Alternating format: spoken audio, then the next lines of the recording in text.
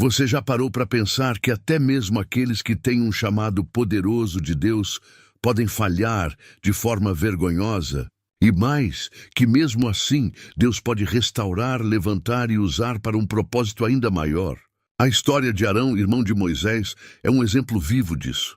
Muitos lembram de Arão apenas como coadjuvante na missão de libertar Israel do Egito, mas o que poucos sabem é que sua trajetória vai muito além. Ele foi escolhido para ser o primeiro sumo sacerdote de Israel, o homem que representava toda uma nação diante do Deus Todo-Poderoso.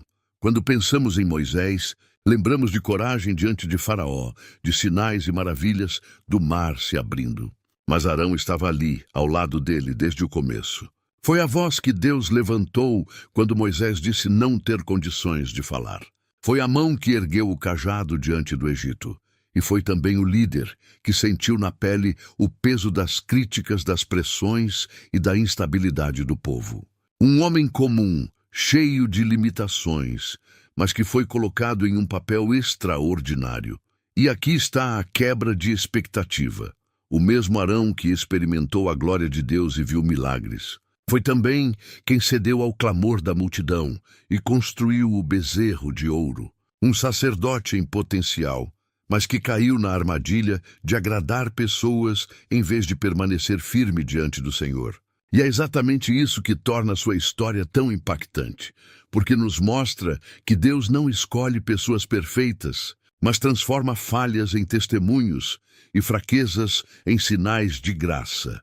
Arão carrega em si a tensão de todo ser humano chamado por Deus. Ele prova que liderança não é uma linha reta de vitórias, mas um caminho marcado por altos e baixos. A pressão pode nos levar a errar, a fragilidade pode nos expor, mas o Deus que chama é o mesmo que restaura. O Arão que cedeu à idolatria foi também o Arão que vestiu as roupas sagradas, que entrou no Santo dos Santos, que intercedeu pelo povo como o primeiro sumo sacerdote da história. E é impossível não olhar para sua trajetória sem enxergar como ela aponta para algo maior. O sacerdócio de Arão não era um fim em si mesmo, mas uma sombra do que Cristo realizaria de forma plena. Se Arão oferecia sacrifícios todos os anos, Jesus ofereceu a si mesmo uma vez por todas. Se Arão carregava sobre si as falhas do povo, Cristo carregou sobre si os pecados do mundo inteiro. Mas antes de mergulharmos nesse paralelo grandioso, precisamos entender quem foi Arão, quais foram suas lutas, seus erros e seus acertos. Porque conhecer sua história é conhecer também a paciência e a fidelidade de Deus. Arão nos mostra que não importa onde você caiu, ainda há um chamado de pé. Não importa a vergonha que você viveu, ainda há um propósito sendo construído. Hoje, vamos caminhar por essa narrativa juntos. Vamos olhar para Arão não apenas como personagem bíblico, mas como um reflexo de nós mesmos, frágeis, mas escolhidos, imperfeitos, mas chamados, falhos, mas restaurados pelo amor e pela graça de Deus. Se essa história já começou a falar com você, eu quero te pedir algo muito importante. Deixe agora o seu like neste vídeo. Esse simples gesto mostra que você crê que Deus ainda levanta pessoas imperfeitas para cumprir grandes propósitos. Também escreva aqui nos comentários: você já se sentiu pressionado a agradar pessoas em vez de permanecer firme diante de Deus? Compartilhe, porque sua experiência pode abençoar e fortalecer outros que também enfrentam essa luta. E não se esqueça de se inscrever no canal. Aqui você vai receber sempre palavras de fé, histórias bíblicas profundas e mensagens que renovam sua esperança e sua caminhada com Deus. A história de Arão começa a ganhar força no momento em que Moisés recebe de Deus a missão de libertar Israel. A cena da sarça ardente já é bem conhecida. Moisés, um homem exilado no deserto, encontra-se com o Deus vivo que o chama para enfrentar o maior império da terra, o Egito. Mas em vez de aceitar prontamente, Moisés apresenta objeções. Ele se sente incapaz, alega não ter eloquência, confessa que sua boca é pesada. É aí que Deus introduz Arão na narrativa. não apenas como irmão mais velho de Moisés, mas como instrumento para viabilizar a missão divina. Não é Arão, o levita, teu irmão. Eu sei que ele fala bem, disse o Senhor a Moisés. Essa frase carrega algo profundo. Enquanto Moisés enxergava suas limitações como obstáculos, Deus já tinha preparado uma solução. O chamado de Arão não nasceu de sua ambição pessoal, mas da necessidade de um povo. Ele seria a boca de Moisés, o porta-voz de um libertador que se via limitado. Esse detalhe já nos ensina muito. Quantas vezes olhamos para nossas próprias falhas e dizemos: eu não posso, eu não consigo. Mas Deus nos lembra que não estamos sozinhos. Ele sempre levanta pessoas ao nosso redor para complementar nossas fraquezas. O chamado de Arão mostra que a obra de Deus não depende de talentos individuais, mas da soma de propósitos. Arão, então, entra em cena. Ele se torna o elo entre Moisés e o povo, entre Moisés e Faraó. Quando Moisés hesitava em falar, Arão proclamava. Quando Deus dava instruções a Moisés, Arão transmitia diante das multidões. Seu papel não era pequeno. Ele se tornava a voz de uma libertação histórica. E aqui está a quebra de expectativa.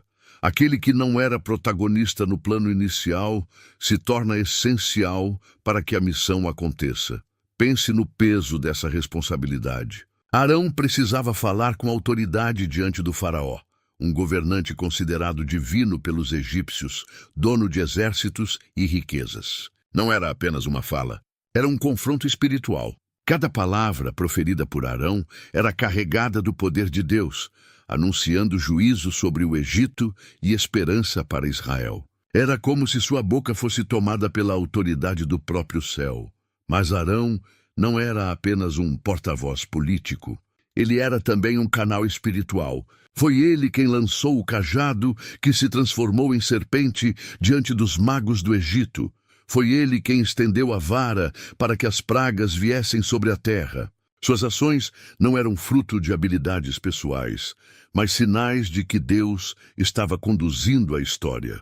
Isso mostra que quando Deus escolhe alguém, até os gestos mais simples, como levantar um cajado, podem se transformar em milagres. No entanto, precisamos lembrar que Arão não era um homem perfeito.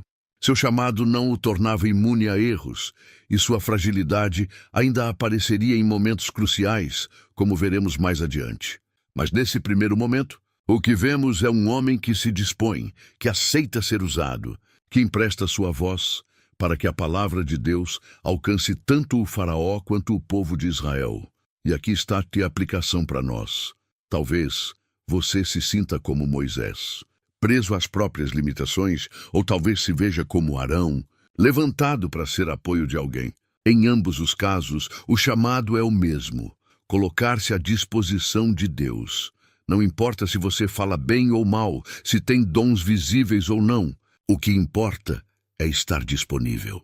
Porque o Deus que chamou Moisés e Arão ainda chama pessoas comuns para tarefas extraordinárias. Esse início da trajetória de Arão já nos prepara para compreender a profundidade de sua jornada. Ele começa como auxiliar, como a voz de outro, mas seu papel logo se expandirá para algo muito maior. O homem que fala por Moisés será também aquele que fala por todo o povo diante de Deus. De porta-voz humano, ele será transformado em sacerdote eterno, símbolo de intercessão e de ligação entre o céu e a terra.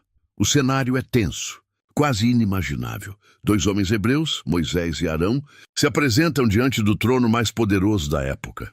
À frente deles está Faraó, considerado um deus vivo pelos egípcios, cercado de guardas, magos e conselheiros. E o que esses dois homens têm? Apenas um cajado e a convicção de que foram enviados pelo Senhor. A missão não era pequena. Eles tinham que desafiar não apenas um rei, mas toda uma estrutura espiritual, cultural e política que sustentava o Egito como império. Foi nesse contexto que o cajado de Arão se transformou no primeiro grande sinal diante de Faraó. Moisés e Arão anunciaram a ordem de Deus: "Deixa ir o meu povo." O coração de Faraó, endurecido e arrogante, rejeitou. Então, em obediência, Arão lançou seu cajado ao chão. A madeira seca de pastor se transformou numa serpente viva diante dos olhos de todos. Aquilo não era um truque, mas um milagre que mostrava que o poder de Deus era maior do que o poder do Egito. No entanto, os magos de Faraó também lançaram seus cajados, e eles também viraram serpentes. Aqui está a atenção. O poder do inimigo é real, mas limitado. A cena poderia confundir, gerar dúvidas no coração de quem assistia. Mas algo impressionante aconteceu. A serpente de Arão engoliu as serpentes dos magos. Essa foi a confirmação de que não existe comparação entre o poder de Deus e as imitações do inimigo. A autoridade do Senhor é absoluta. Esse episódio nos ensina muito. Quantas vezes nos sentimos como Arão, diante de gigantes, sem recursos, enfrentando forças que parecem superiores? Mas a palavra nos lembra que a autoridade de Deus está em nossas mãos, mesmo que pareça apenas um cajado simples. Quando colocamos o pouco que temos nas mãos do Senhor, Ele transforma em algo que impacta e vence qualquer resistência. Imagine o impacto daquela cena. Arão, um homem simples, criado como escravo, agora estava diante de Faraó, realizando sinais sobrenaturais. Não era apenas um espetáculo. Era o início de um confronto direto entre o Deus de Israel e os deuses do Egito. Cada detalhe tinha um peso espiritual profundo. O cajado que virou serpente representava não apenas poder, mas também domínio. Na cultura egípcia, a serpente era símbolo de autoridade e proteção, usada até mesmo na coroa de Faraó. Deus estava mostrando, já no primeiro sinal, que sua autoridade era superior à de qualquer rei da terra. Arão precisava de coragem para obedecer, porque não era fácil lançar o cajado e esperar que algo acontecesse. A fé exige riscos, exige passos ousados. Ele poderia ter sido ridicularizado, poderia parecer loucura diante da corte real. Mas quando ele lançou o cajado, não lançou apenas um pedaço de madeira. Lançou sua confiança em Deus. E essa é a chave. A fé verdadeira é ação. É dar o passo mesmo sem ver o resultado imediato. Essa história também nos alerta sobre as imitações espirituais. Os magos do Egito conseguiram reproduzir o sinal, mas não puderam vencer o Deus de Israel. Muitas vezes, no mundo espiritual e até em nossa vida prática, surgem falsas soluções, atalhos, imitações do que parece ser poder. Mas só o que vem de Deus permanece. A serpente de Arão, devorando as demais, é o símbolo de que, no fim, apenas o poder do Senhor prevalece. Talvez você já tenha se sentido cercado por forças contrárias, como se não tivesse saída. Talvez já tenha visto o inimigo imitar vitórias e aparentar força. Mas essa passagem é o lembrete de que o que é falso sempre cai diante do verdadeiro. O poder do inimigo é limitado. O de Deus é infinito. O confronto entre Arão e os magos egípcios não foi apenas um espetáculo histórico, mas um anúncio profético. Estava claro que a libertação de Israel não seria negociada de forma diplomática, mas conquistada pelo braço poderoso do Senhor. E Arão, com sua obediência, foi parte essencial desse processo. Ele se tornou instrumento para que o povo de Deus visse que não precisava temer o inimigo, porque maior era aquele que os enviava. O cajado que virou serpente abriu caminho para tudo que viria depois. As pragas, a saída do Egito, o mar se abrindo, tudo começou com esse ato de fé. A voz e as mãos de Arão foram usadas para mostrar que o impossível pode acontecer quando obedecemos a Deus, depois do sinal do cajado que se transformou em serpente e engoliu os cajados dos magos. O palco estava montado para um dos episódios mais impressionantes da história bíblica, as pragas do Egito. Esse não foi apenas um embate entre Moisés e Faraó, nem apenas uma luta entre Israel e o Egito. Foi, acima de tudo, uma batalha espiritual entre o Deus verdadeiro e os falsos deuses egípcios. E nesse cenário, Arão teve um papel fundamental. Ele não foi um espectador, foi o instrumento usado por Deus para trazer juízo sobre a terra e mostrar que a autoridade do Senhor é suprema. Quando lemos o relato das pragas, é impossível não perceber como Arão aparece repetidamente como a mão executora dos sinais. Ele estende o cajado sobre as águas e o Nilo, símbolo de vida e riqueza para o Egito, se transforma em sangue. Imagine a cena. O rio, considerado divino pelos egípcios, agora estava morto, cheirando mal, impróprio para beber. Esse primeiro juízo não era apenas um golpe econômico ou ecológico. Era um recado espiritual. Deus estava mostrando que nenhum deus do Egito poderia se comparar à sua autoridade. E Arão foi o canal usado para liberar essa mensagem de poder. Em outra ocasião, Arão estende a mão com o cajado e rãs cobrem toda a terra. Não havia como escapar. Estavam nas casas, nas camas, nas cozinhas, por toda parte. Mais uma vez, o Egito era confrontado em suas crenças, porque a rã também era um símbolo de fertilidade e prosperidade. O Senhor estava expondo a fragilidade dos ídolos, e não para por aí. Arão, em obediência à ordem de Deus, golpeia o pó da terra com o seu cajado, e do pó surgem piolhos que infestam homens e animais. Esse detalhe é marcante porque, dessa vez, os magos do Egito tentam imitar, mas não conseguem. Eles são obrigados a admitir: isto é o dedo de Deus. Veja como a autoridade do Senhor, manifestada através da obediência de Arão, vai crescendo diante dos olhos de todos. O porta-voz, que antes parecia apenas auxiliar de Moisés, agora se torna figura central em um embate cósmico entre luz e trevas. É impressionante como cada praga atingia diretamente não apenas o povo egípcio, mas também os falsos deuses que eles adoravam. As águas do Nilo, os animais, a fertilidade, o sol, cada elemento que os egípcios veneravam foi humilhado diante da glória do Deus de Israel. E Arão, ao levantar seu cajado, não era apenas um homem comum, era como um sacerdote da justiça divina, trazendo juízo sobre uma nação que escravizou o povo escolhido. Mas perceba algo importante. Arão não tinha poder em si mesmo. Não havia nada de mágico em seu cajado ou em suas mãos. Tudo acontecia porque ele estava em obediência à voz de Deus. Essa é a chave. O que fazia diferença não era a força de Arão, mas a submissão dele ao propósito divino. E isso nos ensina uma lição poderosa.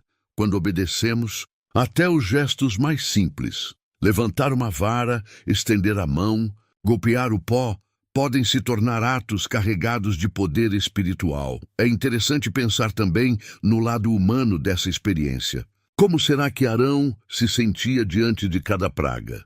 Ele sabia que estava sendo instrumento de juízo, mas também via o sofrimento do povo egípcio aumentar a cada sinal. Talvez houvesse medo, talvez houvesse compaixão, mas, acima de tudo, havia certeza de que aquilo era necessário para que o nome do Senhor fosse exaltado e Israel fosse libertado. Às vezes, obedecer a Deus nos coloca em situações que não compreendemos totalmente, mas a fidelidade ao propósito sempre traz fruto. Outro ponto forte desse episódio é que, mesmo diante de tantos sinais, o coração de Faraó permanecia endurecido. Isso nos mostra que milagres não são suficientes para mudar corações. O poder de Deus pode estar diante dos olhos de alguém, e ainda assim a pessoa pode escolher resistir. Arão testemunhou isso várias vezes. Ele via a ação direta do Senhor, mas também via a obstinação de um homem que não queria se submeter. E isso deve ter sido frustrante, mas ao mesmo tempo era a prova de que o plano de Deus não depende da vontade dos homens, e sim de sua soberania. Arão viveu de perto cada uma dessas manifestações. Ele levantava o cajado, obedecia à ordem divina e via a natureza se curvar diante do Criador. Era como se o céu inteiro se movesse através de seus gestos. Esse papel de Arão como instrumento de juízo mostra que Deus não precisa de heróis perfeitos, mas de servos disponíveis. Ele não procura pessoas que tenham poder em si mesmas, mas corações que estejam dispostos a obedecer. Mesmo em meio a cenários hostis, as pragas do Egito foram o cenário em que Arão aprendeu, na prática, o peso de ser porta-voz de Deus. Ele não apenas falava, Ele agia.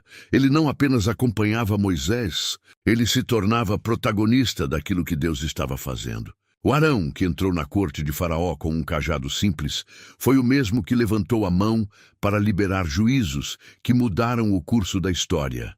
Esse é o retrato do Deus que chama. Ele pega homens comuns, falhos, inseguros e os transforma em instrumentos de seu poder. A história de Arão nas pragas do Egito nos desafia a refletir. Será que estamos dispostos a levantar o cajado que Deus colocou em nossas mãos? Será que temos coragem de obedecer mesmo quando não compreendemos todos os detalhes? Porque assim como naquele tempo, o Senhor ainda busca homens e mulheres que sejam canais de sua autoridade no mundo. Se até aqui a história de Arão parecia um retrato de obediência e autoridade, é neste ponto que encontramos um dos episódios mais sombrios e surpreendentes de sua trajetória: a construção do bezerro de ouro. Esse acontecimento não apenas revela a fragilidade de Arão como líder, mas também expõe a tendência humana de ceder à pressão do coletivo em vez de permanecer firme na fidelidade a Deus. O contexto é importante. Moisés havia subido ao monte para se encontrar com o Senhor e receber a lei. O povo, no entanto, não sabia quanto tempo ele demoraria. A ausência prolongada do líder gerou ansiedade, insegurança e murmuração. E é nesse cenário de impaciência que o povo se volta a Arão, exigindo: faz-nos deuses que vão adiante de nós, porque a este Moisés, homem que nos tirou da terra do Egito, não sabemos o que lhe aconteceu. Esse é o momento decisivo. Arão poderia ter lembrado ao povo as maravilhas que Deus havia feito, poderia ter resistido, poderia ter apontado para a fidelidade do Senhor. Mas em vez disso, ele cede. Ele pede que tragam as argolas de ouro de suas esposas, filhos e filhas, e com esse material constrói um bezerro de fundição. Não apenas isso. Arão ainda declara diante da imagem: eis aqui teus deuses, ó Israel, que te tiraram da terra do Egito. Aqui está a queda do sacerdote. O mesmo Arão que havia levantado o cajado diante de Faraó, o mesmo que havia visto o Nilo se transformar em sangue e o pó da terra virar piolhos, agora moldava um ídolo com as próprias mãos. É chocante, mas profundamente humano. Arão nos mostra que mesmo aqueles que experimentam a glória de Deus não estão imunes à tentação de agradar homens. O impacto espiritual desse ato foi devastador. O povo se levantou para adorar o bezerro, oferecer sacrifícios e se entregar a práticas pagãs. Israel, recém-liberto da escravidão, estava trocando o Deus vivo por uma imagem de metal. E Arão, que deveria ser o guardião da adoração verdadeira, foi o facilitador dessa idolatria. Esse episódio nos ensina algo fundamental. Liderança espiritual não é apenas falar em nome de Deus, mas também resistir quando todos querem ir pelo caminho errado. Arão falhou nesse ponto. Ele não conseguiu suportar o peso da pressão coletiva. Isso é uma lição para cada um de nós, porque todos enfrentamos momentos em que é mais fácil ceder à vontade da maioria do que permanecer firmes na fidelidade. Mas há algo ainda mais profundo aqui. Quando Moisés desce do monte e confronta Arão, a desculpa que ele apresenta é quase infantil. Ele diz: o povo me pressionou, então lancei o ouro no fogo e saiu este bezerro. Essa justificativa revela que, quando cedemos ao pecado, tendemos a minimizar nossa responsabilidade, como se o erro tivesse acontecido por acaso. Mas a verdade é que Arão tomou uma decisão consciente de moldar aquele ídolo. Esse detalhe nos convida à reflexão. Quantas vezes nós também tentamos justificar nossas falhas? Quantas vezes dizemos, foi sem querer, ou as circunstâncias me levaram a isso, quando na realidade fizemos escolhas claras? O exemplo de Arão nos mostra que não adianta maquiar erros. É preciso reconhecer e se arrepender. Ainda assim, há um detalhe maravilhoso na história. Mesmo depois dessa queda vergonhosa, Deus não descarta Arão. Ele o disciplina, mas também o restaura. Arão continua a exercer seu papel e mais tarde é confirmado como o primeiro sumo sacerdote de Israel. Isso nos lembra que a graça de Deus é maior que nossas falhas. Ele não escolhe pessoas perfeitas, mas está disposto a restaurar aqueles que caem e se levantam. O episódio do bezerro de ouro é doloroso, mas também é cheio de esperança.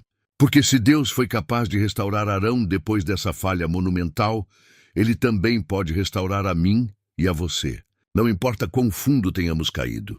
O Senhor ainda tem um propósito para nossas vidas. É importante perceber também que esse episódio expõe a luta constante entre liderança e aprovação. Arão queria ser aceito, queria acalmar a ansiedade do povo, queria evitar conflitos. Mas ao fazer isso, perdeu a essência de seu chamado. A lição é clara. Quem lidera precisa escolher agradar a Deus, mesmo que desagrade multidões. Essa verdade não vale apenas para líderes de grandes grupos, mas para todos nós em nossa vida diária. O bezerro de ouro se tornou símbolo da idolatria de Israel, mas também símbolo da fragilidade de seus líderes. Arão, que deveria conduzir o povo ao verdadeiro culto, caiu no erro de facilitar a idolatria. Mas, ao mesmo tempo, sua história mostra que Deus é paciente, que Ele restaura e que sua obra não depende da perfeição dos homens, mas da fidelidade do próprio Senhor. Assim, o episódio do bezerro de ouro se torna um divisor de águas na vida de Arão. Ele experimenta a vergonha de falhar, mas também a graça de ser levantado novamente. E é exatamente nessa tensão que vemos a beleza da história. O Deus que julga é o mesmo que restaura. Depois da queda diante do bezerro de ouro, seria natural pensar que Arão perderia de vez a sua posição, que Deus escolheria outro para conduzir o povo em santidade. Mas, surpreendentemente, é exatamente nesse ponto que a graça divina se manifesta de forma mais clara. O mesmo Arão, que falhou diante da pressão, é agora separado para exercer a função mais sagrada de Israel, ser o primeiro sumo sacerdote. Esse contraste é poderoso, porque nos mostra que o chamado de Deus não se baseia na perfeição humana, mas na fidelidade de sua promessa. O chamado de Arão para o sacerdócio não foi uma decisão de Moisés, nem uma escolha popular do povo. Foi uma ordem direta de Deus. O Senhor determinou que Arão e seus filhos seriam separados para o ministério sacerdotal, consagrados para interceder pelo povo e oferecer sacrifícios em favor da nação. Essa escolha tinha um peso enorme, porque significava que Arão seria o mediador entre Israel e Deus, o homem autorizado a entrar no Santo dos Santos, o lugar onde a presença divina se manifestava de forma especial. Imagine a cena: Arão, um homem comum, agora vestindo roupas sacerdotais, cheias de significado. Sobre ele, a túnica branca simbolizava pureza. O éfode, com pedras preciosas representando as tribos de Israel, mostrava que ele carregava o povo diante de Deus. O peitoral com o urim e tumim apontava para a direção divina. E na testa, a lâmina de ouro gravada com as palavras Santidade ao Senhor lembrava a todos que sua missão não era comum, mas santa.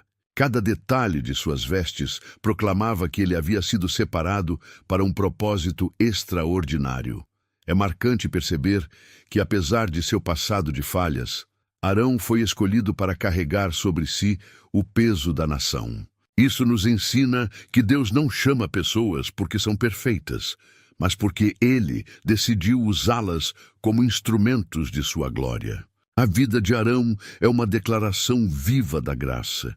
Quem já falhou pode ser restaurado, quem já caiu pode ser levantado, quem já errou pode ser usado de maneira grandiosa. O sacerdócio de Arão também nos mostra que o chamado de Deus envolve responsabilidade. Não era um cargo de prestígio, mas um ofício de serviço e entrega. O sumo sacerdote tinha que oferecer sacrifícios não apenas pelo povo, mas também por si mesmo. Isso deixava claro que ele não estava acima dos demais, mas que também dependia da misericórdia divina. O fato de Arão ter que interceder por suas próprias falhas reforça que até os líderes espirituais são humanos, frágeis e necessitam da graça. Outro aspecto importante é como o chamado de Arão aponta para algo maior. O sacerdócio aarônico era uma sombra do sacerdócio perfeito de Cristo. Se Arão entrava uma vez por ano no Santo dos Santos para oferecer sangue em favor do povo, Jesus entrou de uma vez por todas, oferecendo o seu próprio sangue. Se Arão carregava os nomes de Israel sobre o peito, Cristo carrega os nossos nomes diante do Pai. O chamado de Arão nos ensina que todo ministério humano é limitado, mas aponta para a obra eterna do Salvador. Esse chamado também traz uma mensagem poderosa para nós hoje. Quantas vezes acreditamos que nossos erros nos desqualificam para sempre? Quantas vezes pensamos que não podemos mais ser usados por Deus porque falhamos? A história de Arão responde a isso. Não é o seu passado que define seu chamado.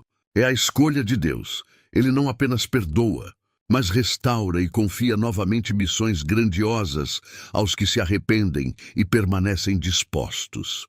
Quando vemos Arão vestido como sumo sacerdote, percebemos que não é sua glória que está em jogo, mas a glória de Deus, que transforma fraquezas em instrumentos de honra. Isso significa que ninguém está além do alcance da graça. Se Arão, o mesmo que liderou o povo à idolatria, foi levantado como intercessor da nação, também nós podemos ser levantados para viver os propósitos que Deus tem reservado. O chamado de Arão também nos convida a refletir sobre nossa própria posição diante do Senhor. Talvez não sejamos sumos sacerdotes no sentido literal, mas somos chamados para ser sacerdócio real em Cristo, intercessores, pessoas que carregam a presença de Deus ao mundo. A história de Arão nos lembra que esse chamado não depende de perfeição, mas de disposição e fidelidade ao Deus que restaura. Assim, o momento em que Arão é separado como sumo sacerdote não é apenas uma mudança de função, mas um testemunho vivo da graça redentora de Deus. É a prova de que, mesmo em meio às nossas falhas, Ele pode nos levantar e nos colocar em posições de grande responsabilidade espiritual. O chamado de Arão ecoa até hoje como convite para todos nós. Não importa o passado, importa o que Deus decidiu sobre o seu futuro. Quando pensamos em Arão como o primeiro sumo sacerdote de Israel, é impossível não lembrar das vestes sagradas que ele deveria usar ao exercer seu ministério diante de Deus. Não se tratava de roupas comuns, mas de peças cuidadosamente projetadas por ordem divina, carregadas de simbolismo espiritual e profético. Cada detalhe das vestes sacerdotais de Arão revelava não apenas a santidade da função, mas também apontava para realidades maiores que culminariam na obra de Cristo. O livro de Êxodo descreve minuciosamente essas roupas. Deus não deixou nada ao acaso. Ele ordenou que fossem confeccionadas por homens habilidosos, cheios do espírito de sabedoria, para que expressassem a glória e a beleza do sacerdócio. Não era vaidade estética, mas uma mensagem visual e espiritual ao povo de Israel. O sumo sacerdote estava revestido para servir diante do Senhor, carregando consigo a representação de toda a nação. Primeiro, havia a túnica de linho fino, que falava de pureza e simplicidade. O linho, branco e sem mistura, era símbolo de santidade, de separação, de vida limpa diante de Deus. Arão não poderia entrar na presença do Senhor com roupas comuns, porque sua função não era comum. Essa túnica nos lembra que ninguém pode se aproximar de Deus sem santificação. Sobre a túnica, ele usava o éfode, feito de fios de ouro, azul, púrpura, carmesim e linho fino torcido. O éfode era como um colete que sustentava o peitoral. Em suas ombreiras, 2 pedras de ônix traziam gravados os nomes das 12 tribos de Israel, 6 de cada lado. Isso simbolizava que o sacerdote carregava o povo sobre seus ombros diante de Deus. Arão não se apresentava sozinho. Ele representava toda a nação. Aqui já vemos um paralelo com Cristo, que carrega sobre si as nossas cargas, sustentando-nos com seu poder. O peitoral do juízo era outra peça impressionante. Feito dos mesmos materiais do éfode, continha 12 pedras preciosas, cada uma com o nome de uma tribo de Israel. Assim, Arão levava os nomes do povo sobre o coração quando entrava no lugar santo.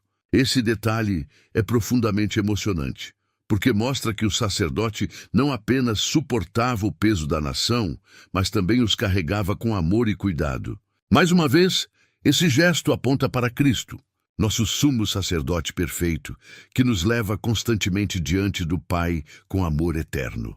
Dentro do peitoral estavam também o Urim e o Tumim, objetos misteriosos que serviam para buscar a direção de Deus em questões difíceis. Não sabemos exatamente como funcionavam, mas a mensagem é clara. O sacerdote não agia segundo sua própria sabedoria, mas buscava a vontade do Senhor.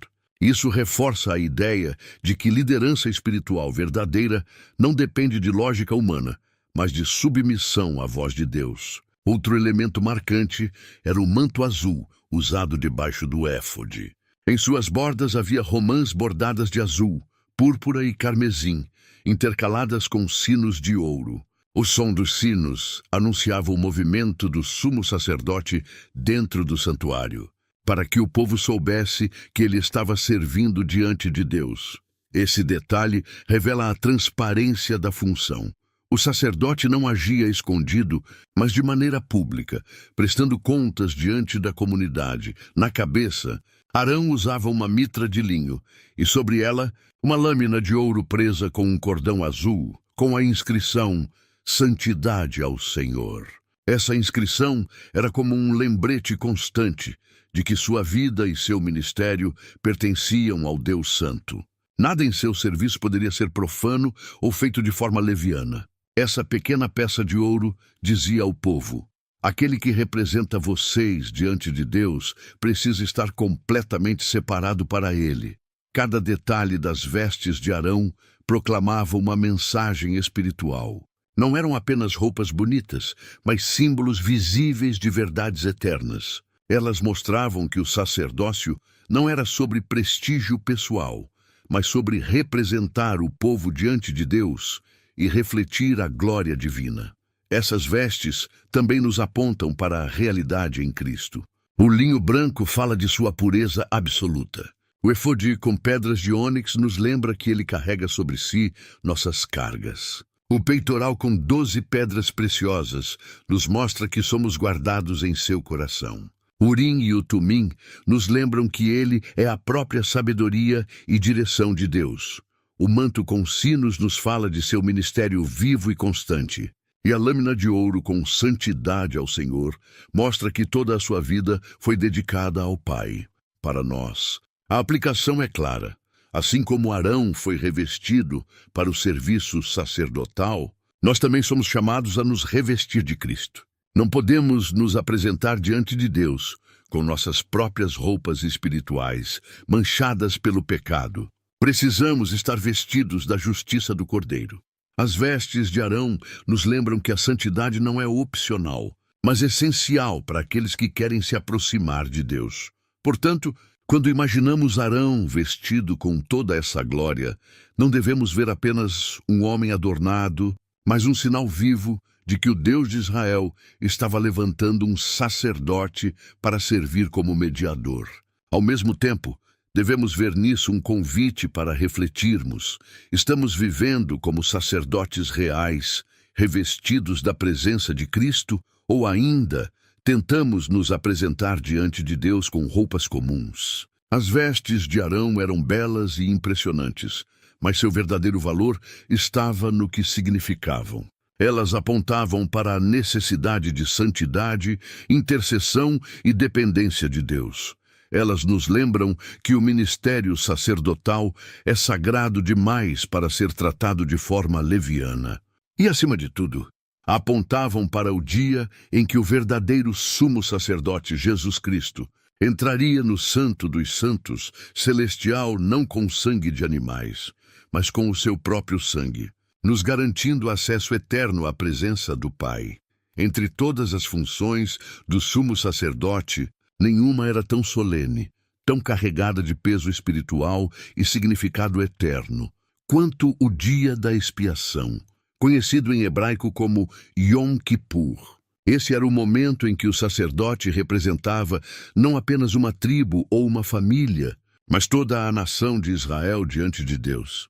Era o único dia do ano em que alguém tinha permissão de entrar no Santo dos Santos, o lugar mais sagrado do tabernáculo, onde a presença de Deus se manifestava sobre a Arca da Aliança.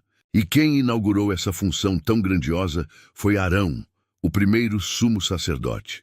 O dia da expiação não era um ritual comum, mas um encontro direto entre o homem e o Deus Santo. Para que Arão pudesse cumprir essa tarefa, ele precisava primeiro purificar a si mesmo.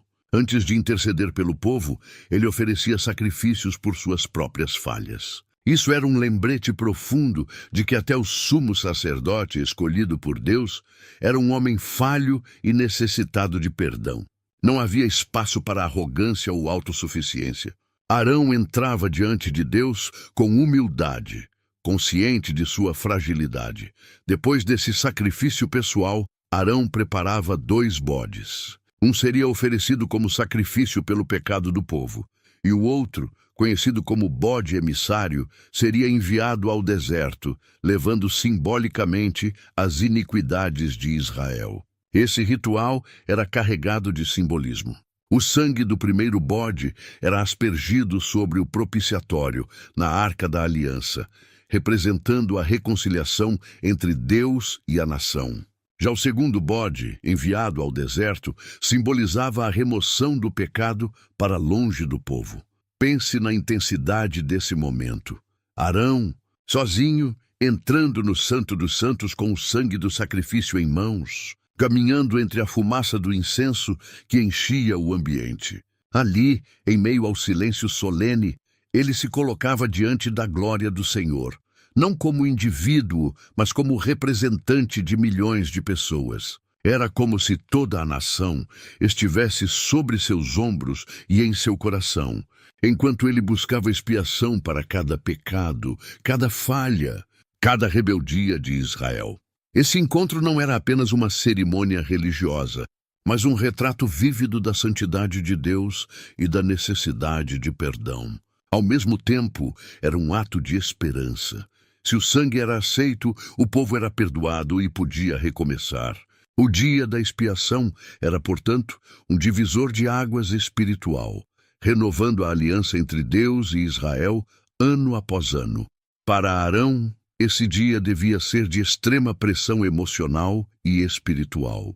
Ele não podia cometer erros, não podia se apresentar de qualquer maneira, porque estava diante do Deus vivo. E, no entanto, era também um dia de honra, porque ele era o escolhido para esse encontro único. Isso nos mostra a seriedade do chamado sacerdotal. Não era sobre status ou prestígio, mas sobre intercessão e sacrifício. O dia da expiação, como conduzido por Arão, também aponta profeticamente para Cristo. Tudo o que acontecia nesse dia era uma sombra do que Jesus realizaria de forma perfeita. Arão entrava com sangue de animais, mas Cristo entrou com o seu próprio sangue. Arão precisava repetir o ritual todos os anos, mas Cristo o fez de uma vez por todas. Arão era um homem que precisava primeiro se purificar, mas Cristo era o Cordeiro sem pecado, que não precisou oferecer nada por si mesmo, apenas por nós. Esse paralelo nos ajuda a enxergar o peso espiritual do que Arão viveu. Ele inaugurou um ofício que seria cumprido em plenitude por Jesus. O dia da expiação não era apenas uma tradição religiosa. Era um anúncio profético de que haveria um dia em que o pecado seria removido de forma definitiva. Há também uma aplicação poderosa para nossas vidas. Assim como Arão precisava entrar na presença de Deus com reverência, também nós somos chamados a nos aproximar com temor e respeito. Mas graças ao sacrifício de Cristo, já não precisamos esperar um sacerdote humano interceder por nós. O véu foi rasgado e temos livre acesso ao trono da graça. Ainda assim, a lição permanece. Entrar na presença de Deus não é algo banal, mas um privilégio sagrado. O papel de Arão no dia da expiação nos ensina que o encontro com a presença de Deus exige preparo, humildade e dependência. Mostra que o perdão não é barato, mas custoso, e que a graça divina sempre vem acompanhada de sangue derramado. Ao mesmo tempo, nos lembra que Deus é fiel para perdoar e renovar, ano após ano, geração após geração. Assim, quando pensamos em Arão nesse dia solene, não devemos apenas vê-lo como sacerdote antigo, mas como símbolo de algo maior, a intercessão necessária entre um povo pecador e um Deus santo. E olhando para Cristo, vemos o cumprimento perfeito dessa missão. O que Arão fazia em sombras e símbolos, Jesus realizou em realidade plena. A liderança de Arão, assim como a de Moisés, não foi marcada apenas por milagres e momentos de glória, mas também por desafios, confrontos e rebeliões dentro do próprio povo que eles serviam. É impressionante como o coração humano pode ser ingrato, esquecendo tão rapidamente os feitos de Deus e voltando-se contra aqueles que foram levantados para guiá-lo. Arão experimentou isso de maneira intensa, e sua vida nos ensina que liderar em nome de Deus significa enfrentar não apenas inimigos externos, mas também resistências internas. Um dos episódios mais marcantes é a rebelião de Corá, Datã e Abirão, registrada em Números 16. Esses homens, junto com 250 líderes da congregação, se levantaram contra Moisés e Arão, questionando a legitimidade de sua liderança. A acusação era dura: basta, toda a congregação é santa, e o Senhor está no meio dela. Por que, então, vocês se levantam acima da Assembleia do Senhor? Essa rebelião não era apenas contra Moisés e Arão, mas contra a ordem divina estabelecida. O povo queria nivelar tudo, ignorando que Deus havia separado Arão e sua descendência para o sacerdócio. Imagine como Arão se sentiu diante dessa afronta. Já não bastavam os desafios externos. Agora, os próprios irmãos de fé o acusavam de se exaltar. Liderar o povo de Deus exige lidar com incompreensão e até mesmo com inveja. Mas em vez de responder com raiva ou autodefesa, Arão se submeteu ao juízo de Deus. O Senhor, então, confirmou sua escolha de forma contundente, fazendo a terra se abrir e engolir os rebeldes. Foi uma demonstração clara de que o sacerdócio de Arão não era fruto de ambição humana, mas de eleição divina.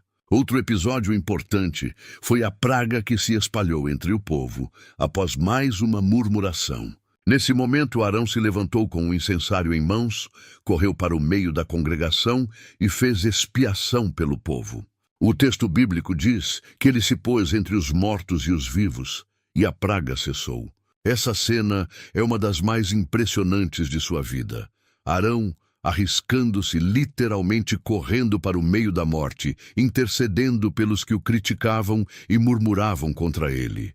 Isso nos mostra que a verdadeira liderança espiritual não se define por prestígio, mas por disposição de sacrificar-se em favor dos outros, mesmo daqueles que não reconhecem seu valor. Há ainda outro detalhe marcante: o episódio da vara de Arão que floresceu.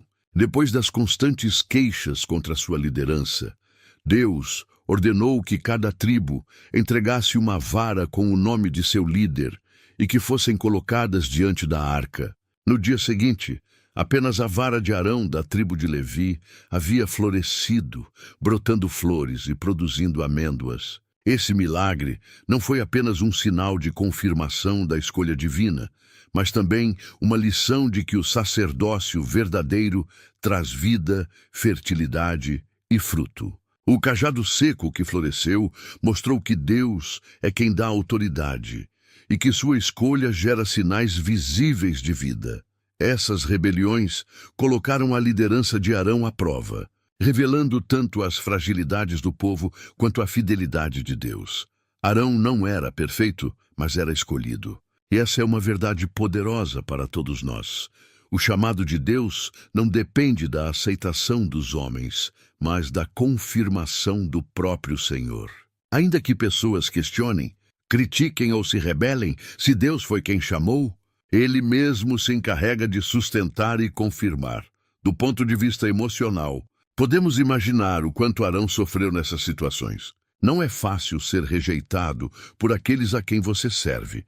Não é simples ser acusado de buscar poder, quando, na realidade, sua missão é carregar um fardo espiritual. Mas esses momentos também serviram para moldar seu caráter e aprofundar sua compreensão de que o sacerdócio não era sobre ele, mas sobre Deus. Há uma aplicação muito prática para nós hoje. Quantas vezes enfrentamos oposição dentro da própria casa, entre amigos, no trabalho ou até mesmo na comunidade de fé? Quantas vezes nos sentimos injustamente acusados, incompreendidos ou até rejeitados? A vida de Arão nos mostra que nesses momentos não precisamos lutar por nós mesmos. Quem nos chamou é quem nos justifica. Nosso papel é permanecer fiéis, mesmo quando tudo parece se levantar contra nós. E mais ainda, aprendemos com Arão a interceder pelos que nos criticam. A cena dele correndo com o incensário para se colocar entre os mortos e os vivos é um retrato poderoso do amor de Cristo, que também se colocou entre nós e a morte, oferecendo sua vida para que tivéssemos perdão. Arão nos aponta para essa realidade maior. A liderança espiritual verdadeira não busca honra pessoal, mas está disposta a gastar-se pelos outros. Assim, as rebeliões enfrentadas por Arão não foram apenas episódios de conflito, mas oportunidades em que Deus confirmou sua escolha, manifestou seu poder e revelou a essência do sacerdócio. Arão não foi isento de falhas, mas foi sustentado pela fidelidade divina. E no fim, o povo precisou reconhecer que ele havia sido levantado por Deus para exercer aquele papel. Chegamos a um dos momentos mais marcantes e, ao mesmo tempo, mais dolorosos da vida de Arão, o dia em que Deus determinou que seu tempo como sumo sacerdote havia chegado ao fim. A morte de Arão não aconteceu de forma comum, em meio ao povo ou em circunstâncias de fraqueza. Ela foi conduzida de maneira solene, simbólica e profundamente espiritual, como uma lição não apenas para Israel, mas para todas as gerações. O episódio está registrado em Números 20.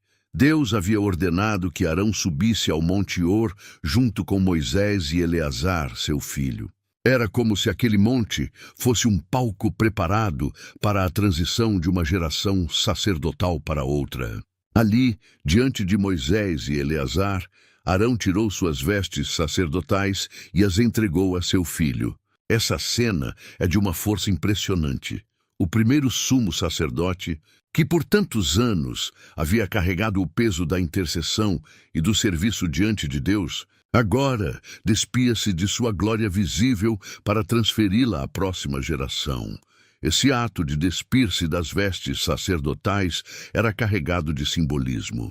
As roupas não eram apenas ornamentos, mas sinais da autoridade, da função e da responsabilidade que Arão exercia. Ao entregá-las a Eleazar, ele estava reconhecendo que o sacerdócio não era propriedade pessoal, mas um ministério que pertencia a Deus e que deveria ser continuado. A obra de Deus não morre com um homem. Ela segue adiante porque é sustentada pela própria mão divina. Podemos imaginar o clima entre os três naquele momento. Moisés, que havia caminhado ao lado do irmão desde o Egito, estava ali para testemunhar a despedida. Eleazar, talvez tremendo diante do peso da responsabilidade que agora cairia sobre seus ombros, recebia a túnica, o peitoral, a estola sacerdotal e todos os elementos que simbolizavam sua nova missão. E Arão, já idoso, talvez cansado, mas também consciente de que havia cumprido sua jornada, entregava-se em paz ao chamado do Senhor. Depois dessa transferência solene, Arão morreu ali no monte diante de Moisés e Eleazar. O povo, ao saber de sua morte, chorou por 30 dias, um período que mostra o quanto ele havia marcado a vida da nação. Arão não era apenas o primeiro sumo sacerdote. Ele era um símbolo vivo da intercessão de Deus em favor de Israel. Sua morte não foi apenas a despedida de um homem, mas o fechamento de um capítulo fundamental da história do povo de Deus. Há aqui uma lição muito poderosa sobre continuidade. O sacerdócio de Arão não terminou com sua morte, mas foi perpetuado em seus filhos e em toda a sua descendência. Isso nos ensina que a obra de Deus não depende de uma única pessoa, mas é transmitida de geração em geração. Deus sempre levanta novos líderes, novos intercessores, novos servos, para dar sequência ao que Ele mesmo iniciou. A forma como Arão partiu também nos mostra algo sobre a morte do justo. Ele não foi arrancado de forma trágica ou abrupta, mas foi conduzido em paz, em obediência à voz de Deus. Sua morte foi quase um ato litúrgico, cheio de significado espiritual. Ele não perdeu sua vida. Ele a entregou, como sempre havia feito em seu ministério, oferecendo-se em obediência, colocando-se diante de Deus, agora pela última vez. E como não enxergar aqui uma sombra do que aconteceria mais tarde em Cristo? Se Arão entregou suas vestes a Eleazar, Cristo entregou a nós sua justiça. Se Arão foi o primeiro sumo sacerdote de uma ordem que passava de pai para filho, Jesus inaugurou uma ordem sacerdotal eterna, segundo a ordem de Melquisedeque, que não é transmitida por descendência humana, mas é sustentada pela eternidade de seu sacrifício. A morte de Arão também nos fala sobre legado, o que deixamos para os que vêm depois de nós. Não se trata apenas de objetos ou cargos, mas de fé, de exemplo, de compromisso com Deus.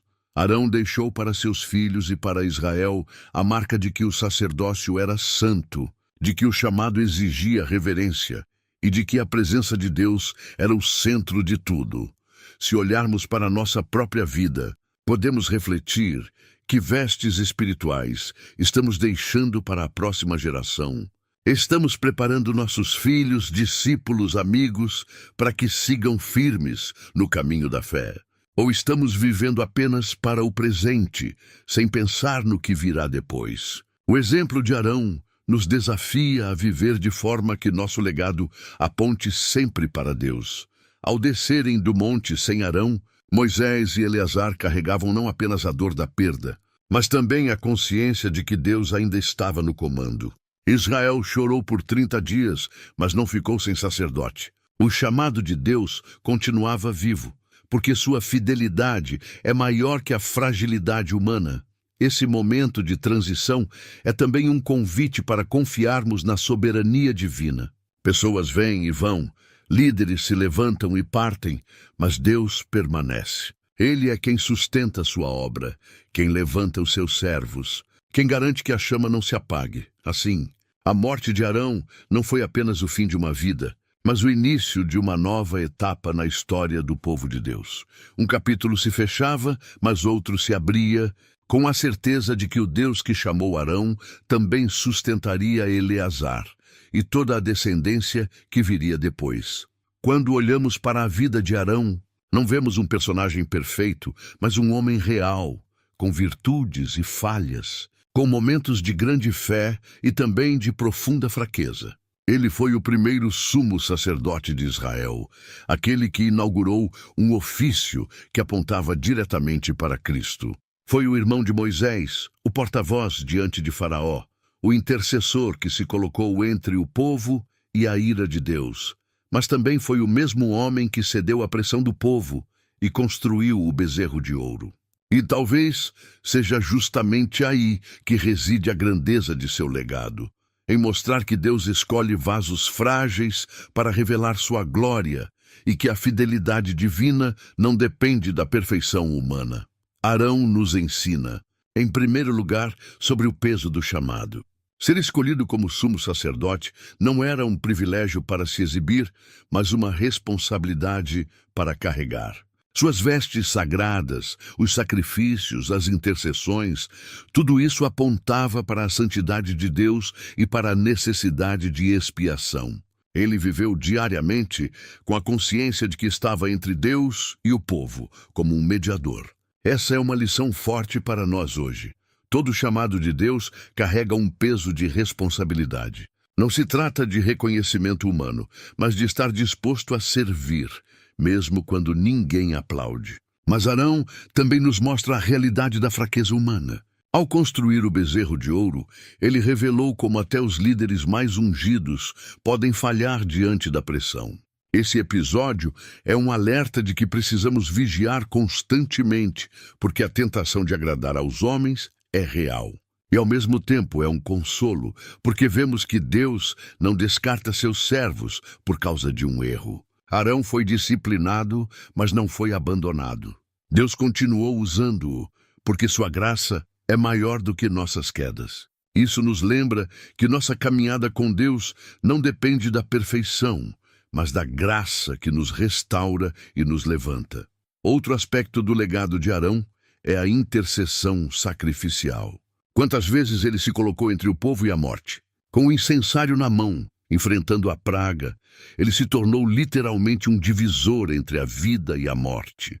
Esse gesto aponta para Cristo, nosso sumo sacerdote perfeito, que se colocou entre nós e a condenação eterna, oferecendo sua própria vida como sacrifício. Mas também nos inspira a sermos intercessores hoje. Quantas pessoas estão ao nosso redor precisando que nos coloquemos na brecha por elas? Arão nos ensina que interceder não é apenas orar de longe, mas correr para o meio da batalha, mesmo quando isso significa se arriscar. Há ainda o ensinamento sobre a confirmação divina.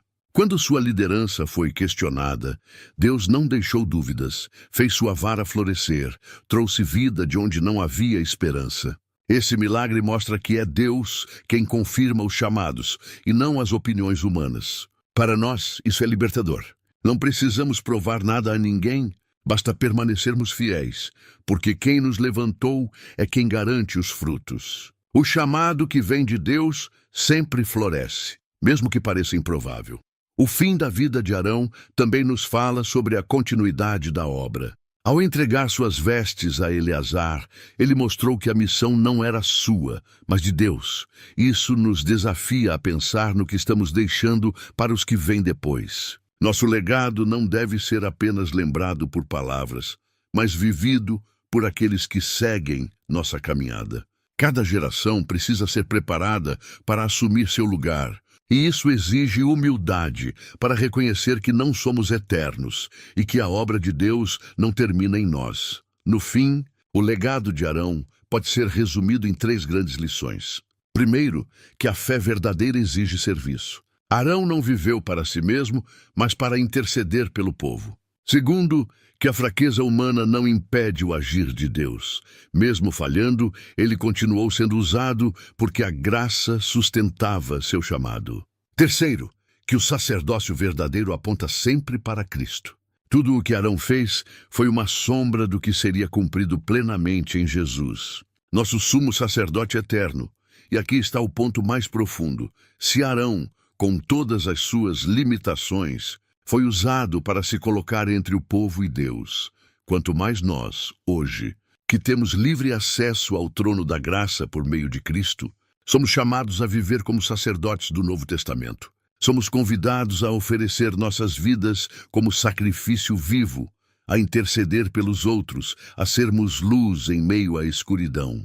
O legado de Arão não é apenas histórico, ele é espiritual e atual, nos lembrando de que o serviço a Deus exige entrega, mas também é sustentado pela graça. Quando lembramos de Arão, não devemos focar apenas em suas falhas, mas em como Deus, em sua misericórdia, o levantou, o usou e fez dele um marco na história da redenção. Ele foi um homem comum que, pela escolha divina, se tornou parte de um plano eterno. Isso nos enche de esperança, porque mostra que Deus também pode usar nossas vidas, com todas as marcas e imperfeições, para algo muito maior do que podemos imaginar. Assim, o nome de Arão permanece como um convite para nós, servir com temor, depender da graça, perseverar no chamado e deixar um legado de fé para as próximas gerações. Se você chegou até aqui, é porque essa mensagem falou profundamente ao seu coração. E se Deus ministrou algo à sua vida através da história de Arão, eu quero te pedir 3 coisas muito simples, mas que têm um valor enorme para o crescimento deste canal e para que mais pessoas recebam essa palavra. Primeiro, deixe o seu like neste vídeo. Isso não é apenas um botão, é como uma forma de dizer: eu creio que essa mensagem é importante e precisa alcançar mais pessoas. Cada curtida faz com que o YouTube entregue esse conteúdo para muito mais corações que precisam de esperança. Segundo, escreva aqui nos comentários a frase "Eu recebo", se essa palavra falou com você. Esse ato de escrever é uma declaração pública de fé. É como dizer em voz alta: eu creio que Deus ainda fala, eu creio que Ele usa sua palavra para transformar vidas. Além disso, cada comentário gera um movimento de fé nos comentários, e você não sabe o quanto sua declaração pode encorajar alguém que vai ler. Terceiro, se inscreva agora no canal e ative o sininho. Assim, você não perde nenhuma mensagem que o Senhor tem colocado em nosso coração para compartilhar aqui. Estamos construindo uma família de fé e você é parte essencial dela. E antes de encerrar, eu quero te convidar a dar o próximo passo. Já tem um novo vídeo preparado que está aparecendo aí na sua tela. Clique e continue essa jornada conosco, porque a palavra de Deus é viva, é poderosa e sempre tem mais a nos ensinar.